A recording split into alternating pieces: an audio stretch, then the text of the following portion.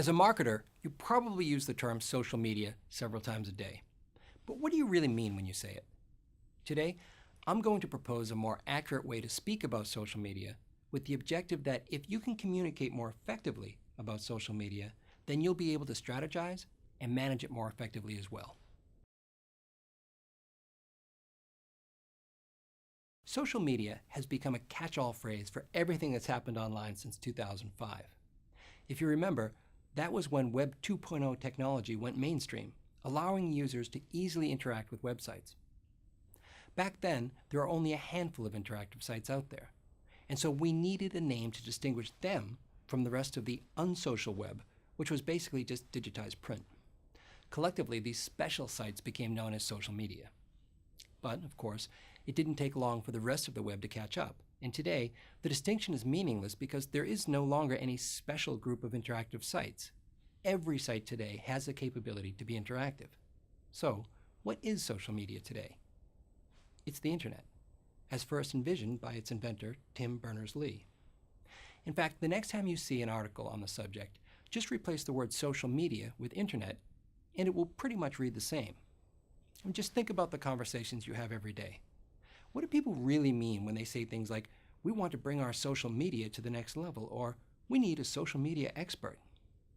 It's only when you ask them what they mean by social media that you can begin to understand what they're really talking about. It would be nice to discuss online marketing without having to take this detour. For operational purposes, the phrase social media has become so broad it's meaningless. So for that reason, it fuels miscommunication.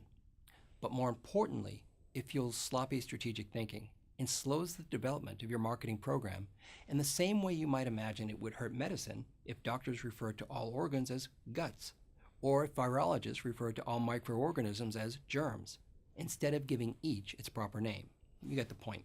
If marketers are going to think and communicate with any precision or professionalism, then we need a more refined vocabulary. First of all, next time you're discussing online marketing, pause before you use the term social media and ask yourself what you really mean. In most cases, I bet you'll be referring to either online networking or online publishing. Both are part of what we call the content continuum.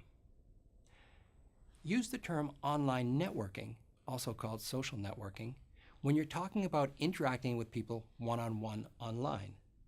It could be exchanging comments on a blog, liking a post on Facebook, or simply following them on Twitter. It can also be exchanging emails or talking on Skype in real time. The important thing is that it's personalized communication as opposed to mass communication, and it's happening online. This can be useful to establish relationships with key opinion leaders, deal with complaints, clarify misinformation about your brand, or amplify praise. Use the term online publishing, also called content marketing, when you're talking about creating and publishing text, audio, visuals, or video online. You can do this via websites, blogs, or on YouTube, but usually with the objective of establishing thought leadership, facilitating a specific target group, or attracting search traffic. This can be useful to preempt the sales process by familiarizing people with your brand before they're actively searching for a solution, or alternatively, getting on their short list once they are shopping. Now, it's hard to talk about online networking versus publishing in isolation because basically it's all content. These two are actually two ends of the same stick that we call the content continuum.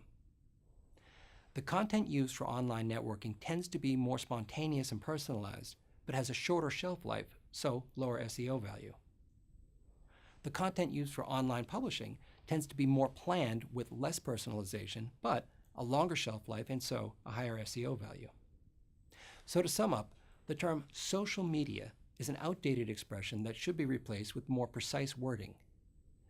That would save us all time and confusion and, more importantly, help you develop more precise online marketing objectives and strategies for your brand. And remember, use it or lose it. If you don't put this to work within 48 hours, it will self-destruct. Good luck.